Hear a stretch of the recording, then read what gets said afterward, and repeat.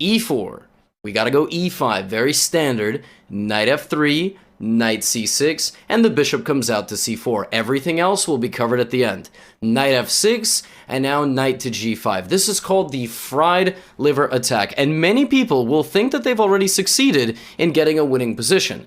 Because the knight is threatening to take on f7, we cannot take back, and then they are going to win material.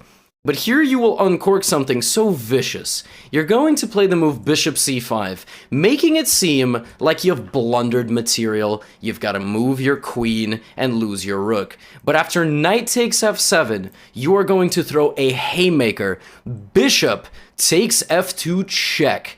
And now is where the fun begins. White can take back that bishop, and then afterward we will look at what happens if they play king to f1. There's a lot of branches here, and all the moves have been included in the description.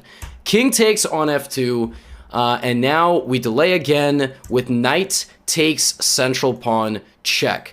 White king can go to 1, 2, 3, 4, 5, 6 squares here. 2 of them survive.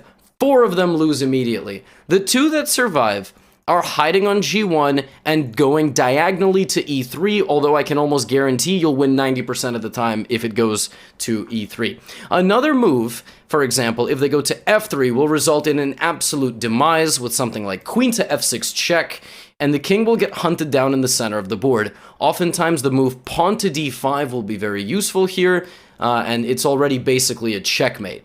There is nothing here that can be done. If the king goes to f1, then the other queen move is not to f6. Before that was a direct check on the king on f3, but because the king has gone to f1 and the queen can get in the way, in these positions we have queen h4. Keep the move queen h4 in mind because it's going to happen in a lot of these positions. Now if something like queen to f3 attacking our knight, we have knight d4. And we see a serious issue here. The queen is hit. We are threatening a mate. It's almost impossible to stop. We're also threatening to take here and win the rook. We're also threatening to just bring our rook, ultimately. The move rook to f8 is going to happen at some point as well. The 2 best moves that our opponents can play are hiding the king. I'll start with this one. So we play queen to h4, and now the best move for the opponent is to play the move g3. This is the only move.